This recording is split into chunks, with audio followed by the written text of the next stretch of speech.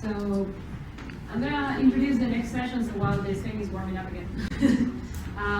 So what we want to do in the next hour and a half is to run down through the neurological system, and we are going to cover the eye as well, and we are going to try to cover kind of the clotting system, which is very relevant for the surgeries and the strokes and everything in all that.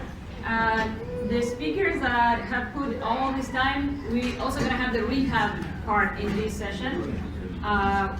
The speakers that are going to be included, I'm going to introduce them now, so when we are doing transitions, we don't have to spend so much time. So I'm going to present a little bit of neuroanatomy, so get everybody ready to learn about brain and vessels in the brain. And then I'm going to talk about the neurological symptoms, and I'm not going to talk about the surgeries. So you're going to save that for Dr. Smith, who's right there, Edward. So Ed kindly came from across town, which is very close, but it takes 45 minutes to an hour. Going to move and back. And as you know, he's a surgeon, so this is pretty tough to pull off, like to leave your hospital in the middle of the day. So thank you, Ed. This is highly appreciated. We have more people that travel across town, and probably more time than that, which is Elizabeth Schenker. Dr. Schenker is a rehab specialist, and is one of the only children rehab hospitals we have in the whole state of Massachusetts that does patients that have ventilators, and is only dedicated to kids. And then we have Casey next to her, which is a nurse practitioner that has been taking care of some of his patients. And we have Brian Wishart somewhere, Brian over there, which is also a rehab specialist, a physiatrist, and he's in the other only children's hospital with rehab that we have in the state, which is Spalding. So hopefully with this, we'll be able to get you really dizzy. And I know it's gonna feel like that. So interrupt. If we don't cover at all, this is the first meeting, not the only meeting. The idea is also to put these materials online so you can take your time and digest. So they're gonna have materials left for you to work with from all the talks that you got. And also you don't have to memorize it. The slides are gonna be shared, okay? So let's start. These are my financial disclosures. All my research is also funded by the NIH. We have a lot of help from foundations and some contracts with industry that have helped in non-infectious disease particularly. This is the hospital, and it looks like a little city. And we walk over here. So over there, you get the Liberty Hotel, like right there. So that's where some of you that are saying we are right here, like kind of in Europe. And this is like just a picture to depict that one of the advantages that has a general hospital that has a children's hospital in it is what I leverage here, unfortunately, is we can go from prenatal all the way to advanced age to take care of patients in the whole spectrum of the disease. I'm also have to introduce you to the Young Genetic Stroke Alliance. It's an international consortium. It's another non-profit like you guys.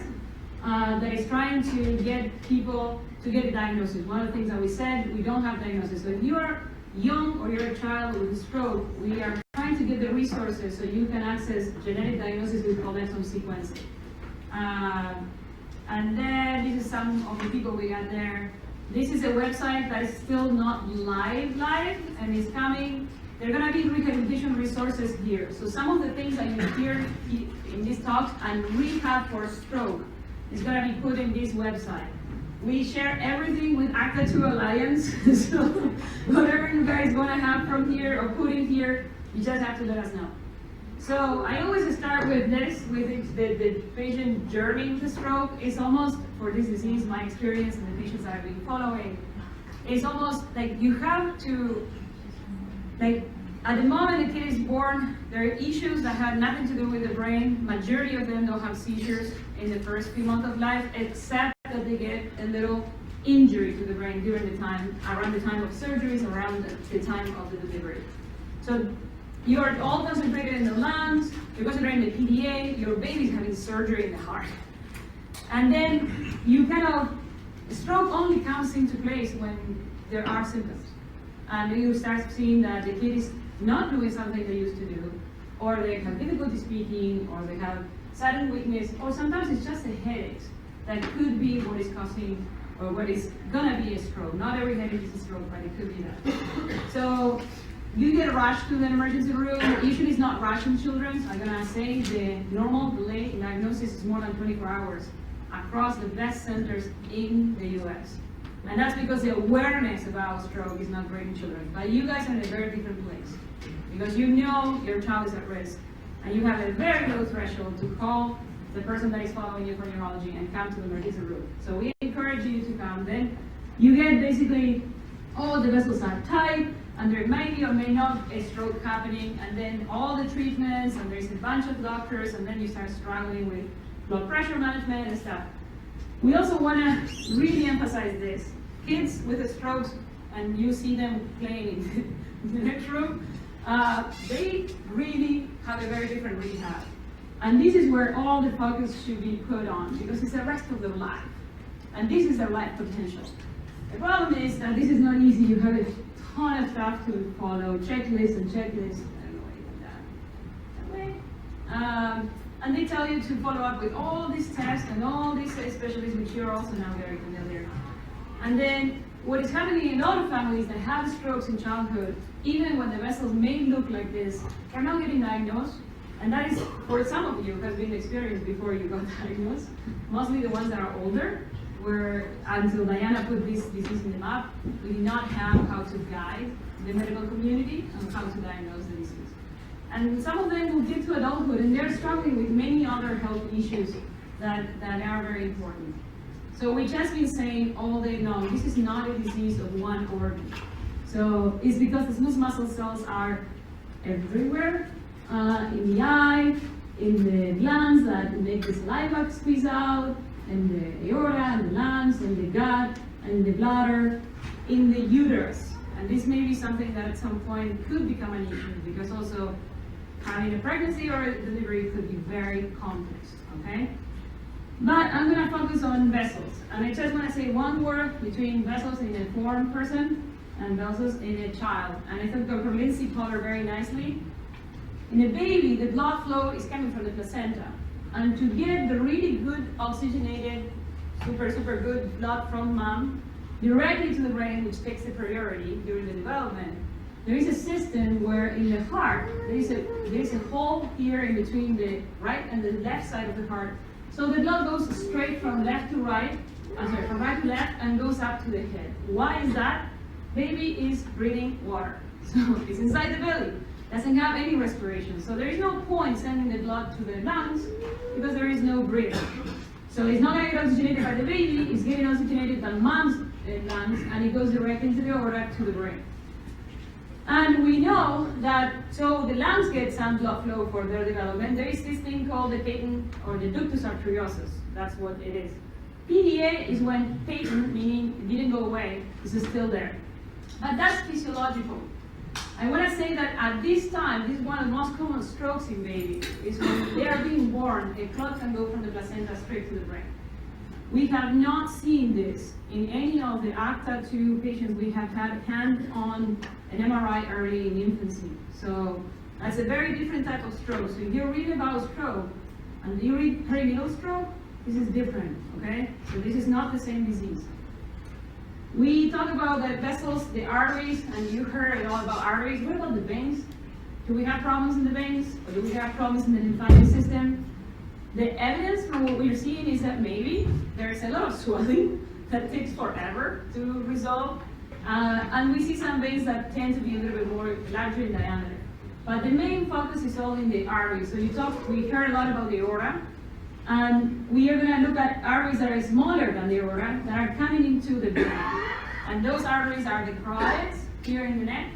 And I'm going to show you a picture of the brain. I use this analogy because it's easier to relate to something that you are very accustomed to have a three-dimensional representation. Well, we're going to start flipping you from up and down and axial. So, welcome to the brain tree. So this is a tree. The canopy of the tree is the cerebral hemispheres, okay? And this is where all the nerve cells are located, and then they will shoot up and down. How do they communicate to the big root that is the spinal cord? But it's gonna get you with the nerve roots to the body, to move, to sense, and send information back up to the brain. You have a stem. That's called the brain stem. Everything that you see here, this tree is inside the skull, okay? And this brainstem has a backpack. That's the analogy that I use, and that's called the cerebellum. So these are how the tree gets blood flow. These are the arteries, and you can see the arch. This is the aorta, and it comes up in the neck. That's the carotid. And it's going to be important that we separate. You see that there is two here. One is going internal, meaning goes in the head. The other one goes external. And this one is the one that Ed is going to talk about when he's talking about surgery. So we cut it here. We didn't let it be. It's a schematic. But basically, the blood flow to the brain has two systems. One anterior with the carotid right here, that branches into the anterior cerebral artery, the middle cerebral artery, and this little thing that communicates with this system. And that system is the posterior system. And you can see it comes in the vertebral bodies. You see that? There's a hole.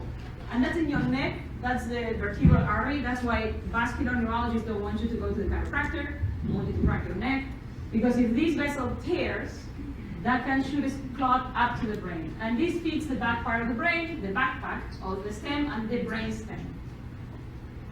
The venous system is very different to any other organ in the whole brain. And we're not going to go there too much, but you can see that it doesn't match the arterial system. So the venous system is on the periphery, there's some veins in the center, and they drain the jugular vein, the one that they cut in the movies and people. I give you names and things that I think people will relate to, so it doesn't feel heavy to keep all this information back. But you can discard any analogy, and if you don't understand anything from my accent or I made up a word, just let me know. I do this. So there are different types of stroke, and this is important because we see only one type of stroke in ACTA2. Okay? Arterial ischemic strokes is what we're seeing. And again, arterial means that it's not venous, okay? That doesn't mean it has to be a large vessel. It can be a teeny tiny vessel, but it still is arterial ischemic stroke. Some people call it small vessel disease, but those can be small ischemic strokes. Venous thrombosis, a clot sitting in the vein, and hemorrhage, like a vessel basically torn and bleeding into the brain. So this is a representation of ischemic stroke. So remember the vessel coming in the anterior portion. This is the carotid over here.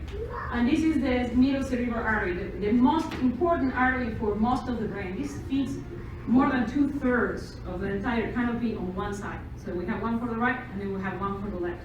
These systems are duplicated. And you can see if I zoom into that vessel, and you can see if there was a clot sitting there, and there's an occlusion, and this is a normal vessel, this is not an ACTA2. This is how stroke happens all the time in older people.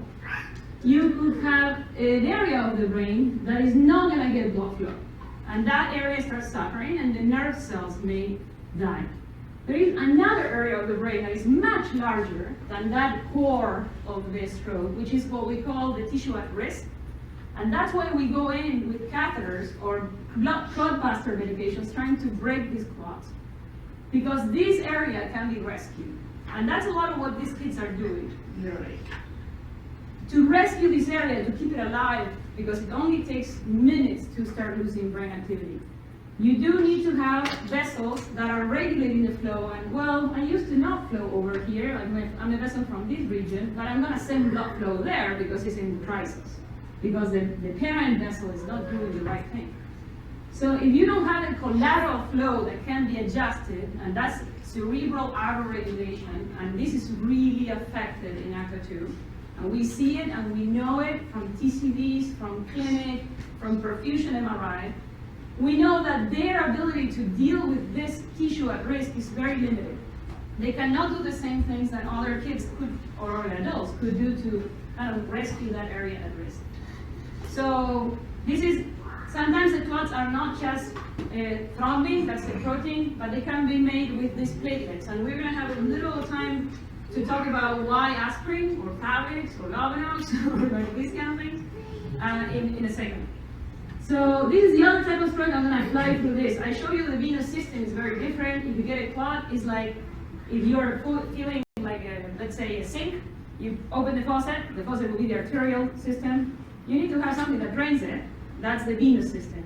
If I plug the venous system, what is going to happen with the sink? It's going to start overflowing. The increasing pressure in that can cause this hemorrhage in the brain. So it decreases the flow and it causes ischemia first. And if it's prolonged enough, it will get a bleeding into that area. We do not see this in kids with ACTA2. I have not seen any adults reported with venous sinus thrombosis, so I wouldn't be concerned about that. And this is the other type of stroke, which basically is the vessel bursts and then you start losing blood inside the brain. And those are also very high medical emergencies. There have been no of the images that we have reviewed for more than 20 patients. We have not seen bleeding in these brains. There's teeny tiny dot in one or other patient, very anecdotal. So there is no bleeding in ACTA2 that we know of the patients that we have been able to see images. But that's not always the whole story. So you're ready for neuroanatomy? This is where we're going to get a little bit of trying to understand the disease. So this is a kid that has had a stroke on the left side of the brain, and you could see, this is a video, and it's not playing, and that's okay. So the baby is lying on the trunk, and the right hand you can see is fisted. This hand is moving, he's trying to reach this toy, and he's not able to open the hand, it's super stiff. Instead of this video, which is just a change in position. So instead of being on the bed, you're having to control the whole head, the body, the trunk. They're lying on their back. Gravity has been taken out because now they're lying on their back. And then this baby is touching this hand, shadow. And with the eyes looking at the shadow, it starts moving every single finger at a time. A movement that she cannot do when she's really stressed out, trying to control her trunk and everything. So we're going to try to show what is the brain, how the brain works, and this is also just to let you, empower you to say, is this symptom coming from the brain? What I'm seeing in my child, could it be coming from the brain, or is it other problems, like the blood pressure? So I told you the tree lives up here, and this is a big root, the spinal cord and the nerve roots. And what I'm going to do, that's the bad part, is demonstrate, like try to show you that the brain is not like just a box with, okay, this is the drawer for this function, this is the drawer for this function, it's a network. And this is very important in moya disease. Because sometimes the network is not working because the blood flow is not perfect. And I want to give you an example. Has anybody here had a bad flu fever ever? In your life? Like, hopefully, that would be normal. How do you feel? Can you do the same math that you can do? Can you speak normally? Do you feel foggy? Do you feel like you cannot really operate at the level that you are usually? And that is just a fever on a normal brain with cerebrovascular autoregulation. Imagine when you are just changing the way this blood flow goes to the brain because the pipes are too narrow, and also because the smooth muscle is not redistributing the flow to where it needs to go. The network will have injury. Important to the network also is going to be the white matter disease that we're going to talk about. So I don't know how many of you talk about neurons in your household, but this is a nerve cell, and this is what is on charge of making the connections. If you take a slice of the brain, the neurons, the nerve cells are in the cortex, and in these areas, in the deep part of the tree, we call that kind of the tree house, the basal ganglia, and the thalamus. And this is the prolongations, the axons. And they need to be insulated because the way these cells communicate to each other from the head to the toe is like electricity. And like in any electrical cable, if you leave it without any rubbery thing around, it's going to be very low conducting electricity because you're going to lose it. Okay? So that's called the myelin. This is important because this is a white matter in the brain, which is the area that is underneath the cortex. So a neuron connects to the spinal cord. In this case, this is the motor system. Okay, so you can see how a neuron, let's say on the left side of the brain, this is the left arm, this is the right. So the right side of the brain will go to the spinal cord, and it will make a connection to another neuron that is going to then, when it fires, is going to make the biceps contract. And if you want to extend the elbow, you're going to get the triceps to contract. So it's another neuron that is going to get activated. The motor system is pretty simple in a way. So you have upper motor neuron, lower motor neuron in the spinal cord. We say one neuron up here, one neuron up down to here. If this neuron gets damaged, this system starts getting not well regulated. And of course, you cannot use the muscle in a voluntary way. So meaning like you want to move it and you can do it. And there is something important to know, which is the brain maps everything to somewhere. Okay? In the tree, every branch has a particular function. And these are just a demonstration. In pink are the areas that we call primary. Where does the visual information go? To the occipital lobe, the back of the brain.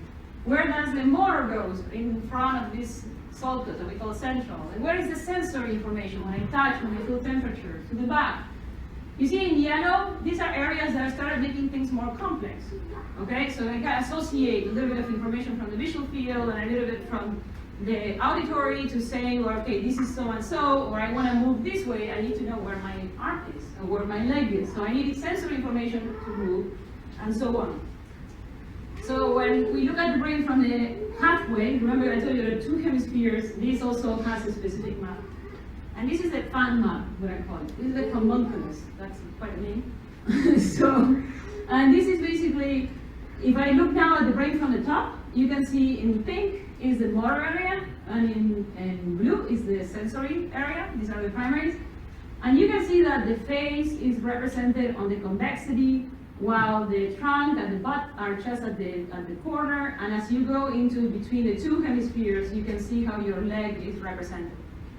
And it's different how many neurons, nerve cells, are going to go to the face for a sensory function, and how many neurons are going to be determined for a motor function. And that's why you see the different sizes. If this, you make it a 3D picture, this is how the brain feels, this is how the brain moves. It's always very interesting that this one doesn't have genitals at all. That's what caught my eye, and that's the only way I can remember them, by the way. It's like, oh, sensory from genitals, that makes a lot of sense. But there is not so much movement going on there, so why would I dedicate so many nerve cells? And just think about your eyes. You have a one-to-one muscle to nerve cell, compared to the muscles in the back or the muscles in the legs, where you have thousands of muscle fibers with one nerve cell allocated to them. And it's about the precision that you need in your movement. And that's why you can see the hands are very big for the motor homunculus. The mapping is really extensive.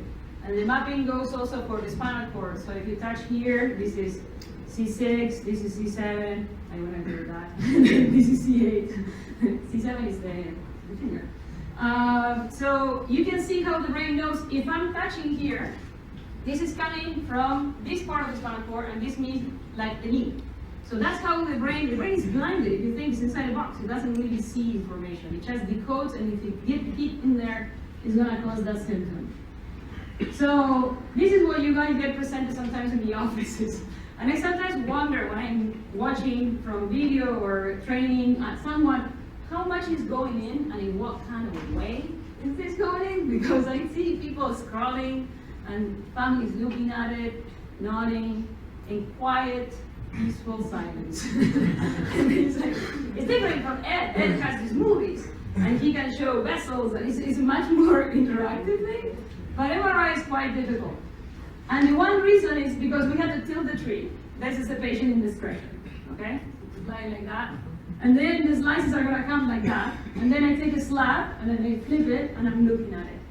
This is the left, and this is the right. And you can see that this cut has the tree stem, that's the brainstem, with a little bit of the backpack, the cerebellum, and the canopy, which flows over the stem. I use this analogy all the time when I speak about brain anatomy or whatever. So what you're looking at here is a normal brain, and you can see how the cortex and the white matter look like dark. In MRIs, when we see injury, we decided to put it in white, in general. This is a stroke. So the area that is now, this is acute injury, we can see it in MRI and can date the injury for minutes, hours, to days, or months. So that's how you've been told, oh, the stroke happened before, we don't know when. Or the stroke happened 2 days ago. Or the stroke is happening now, in the last 2 hours, 4 hours. That's the range. And this is what the brain does. Mostly if this happens in a young brain, you can see that you didn't lose the whole thing. And this is that kid that I was showing you in the pictures. She is a hockey goalie, speaks 2 languages and goes to school, and travels the world and everything. And she's 10. And this is her scar. Her scar is disproportionately small for the area of the brain. I see this in ACTA2 too. So I'm very, at least lucky to see that the brain can do this recovery, the plasticity. If the stroke takes too much and you cannot interact to do the rehabilitation, that changes, and that makes a child look much more affected. And I want to say that because I also know patients that had multiple strokes that are not able to recover that much function. So for speech, we have it, now we're looking again to the tree from the side, and you can see how when you hear words, instead of being just noise or sound, they're going to be words because we send them to this area. If you want to speak the words, it needs to connect to the other part of the brain that is making the motor function move. And this is important because that's one of the main symptoms in stroke, slurred speech. That will be this area. In order to understand, that will be that one. Same thing with the visual pathways. We use lots of these extra parts of the brain to really get to higher functions, to really do visual spatial localization, to name things, to see contrast, and many other functions like mathematics and higher cognition. I want to point to one area here which I left in blank, which is the frontal lobe. That's really affected in these patients because the vessels are at the end of their reach. And that area controls impulsivity, stubbornness, aggression. So the kids are not mean. They're not evil, they're not stubborn, even if they look like the father of the mother. Okay? So what I'm trying to say is you have to take and separate what it might be a personality feature, which is probably very small, from what could be that this brain is struggling and is developing. And those functions are not fully developed until you end teenagerhood. And imagine if you don't get blood flow and you have my temper tantrum time when I'm 4 years of age. It's going to be very difficult to stop a behavior and change to another one. So always take it with a grain of salt, the behaviors that you see, and get a neuropsychological evaluation that can tell you there is something changing. And if there is something changing, you gotta see your neurologist and you gotta see your neurosurgeon maybe. So sensory, the way we process the different types of sensations comes from the peripheral system and it goes up to the cortex. I think we talked about this. This is fun. This is how the motor system connects us. The pink neuron is the one from up top that I told you has to cross, and that's always the case. In the brain, everything is crossed. So the left side of the body goes to the right side of the brain. And if I'm gonna shoot to move my right hand, I have to use my left part of the brain for the motor area. And this is plasticity. You've heard about like the tone being high. I showed you at the beginning that you need a neuron from the top and a neuron from the bottom to move the muscle. So when the muscle is not being, domain is not controlled by the top neuron, it's gonna get at the mercy of this sensory loop. There's a feedback here, it's a reflex, doesn't get to the brain. And this is gonna be dysregulated, it's gonna be all up, and then you're gonna see stiffness in the muscles. So the muscle is firing even when it shouldn't, and not because the kid wants it. And it can get even more challenging if you try to stretch the muscle. So when you keep with the reflex camera, for example. The backpack is in charge of coordination and the balance. So we do these tests, and you've seen them sometimes doing finger to nose. This is what we're testing. We're testing the cerebellum. And the cerebellum, I put it always in a triangle because it's too complicated, is communicating with everything, with the spinal cord, with the brain up top, with the brainstem. And it's in charge of really getting a really precise balance. So it uses sensory information, uses the head movement to know what's going on, and uses the visual field. And you all know when the cerebellum is not working, if you just take a couple of extra classes of wine, okay? So that will make you a little bit less, because the cerebellum is kind of falling asleep, and that will make you less precise. So what do? You start walking like with the feet a little bit wider. You don't want to be on one thing. Okay, this is going to be more challenging. And if you want to see the cerebellum is not working, make them close their eyes. If you're really struggling and I take one leg of this and this guy is semi-asleep, you're going to fall. And that's what we do to test the cerebellum. And with that, I'm going to basically pass to the vessels, and then I'm going to talk about the symptoms, and we pass it on to Dr. Arbowski for a question of aspirin. What we can do, I think it's going to be better after Ed talks about the surgeries. But basically, we saw the vessels in the brain, in the body.